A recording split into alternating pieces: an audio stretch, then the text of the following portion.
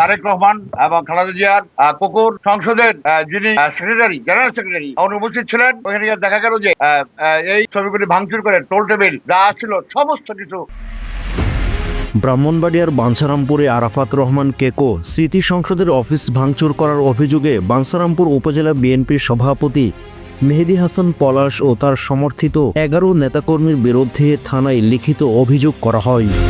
শনিবার দুপুরে বাঞ্ছারামপুর মডেল থানায় আরাফাত রহমান কেকো স্মৃতি সংসদের প্রতিষ্ঠাতা সভাপতি মোহাম্মদ আল আমিন প্রধান অভিযোগটি দায়ের করেন। এর আগে বাঞ্ছারামপুর উপজেলা সদর বিএনপির কার্যালয়ে সংবাদ সম্মেলন করে উপজেলা বিএনপি ও সহযোগী সংগঠনের একাংশের নেতাকর্মীরা।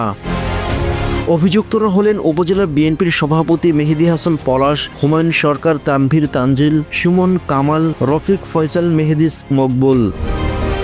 মামলার অভিযোগ সূত্রে জানা যায় শুক্রবার ৪ এপ্রিল বিকেলে উপজেলার রাধানগর গ্রামে আরাফাত রহমান কেকো স্মৃতি সংসদের উদ্যোগে একটি ফুটবল ম্যাচের আয়োজন করেন কর্তৃপক্ষ।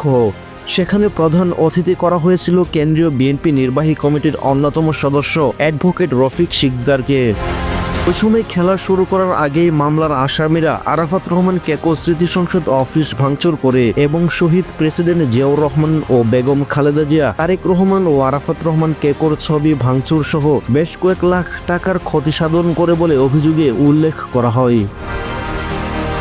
সংবাদ সম্মেলনে বক্তব্য রাখেন বাঞ্ছারামপুর উপজেলা বিএনপির সাবেক সাধারণ সম্পাদক মোহাম্মদ ইলিয়াস, সাবেক সহসভাপতি ভিপি নাজমুল হুদা, সাবেক যুগ্ম সাধারণ সম্পাদক আমিরুল ইসলাম, বাঞ্ছারামপুর উপজেলা যুবদলের সাবেক আহ্বায়ক ভিপি মুজিব, বাঞ্ছারামপুর পৌর বিএনপির সাবেক সভাপতি মতিউর রহমান জালু, বাংলাদেশ সুপ্রিম কোর্টের আইনজীবী মীর হালিম, উপজেলা বিএনপির সাবেক সদস্য কবির হোসেন, বাঞ্ছারামপুর ছাত্রদলের সাবেক সভাপতি ফারুক আহমেদ।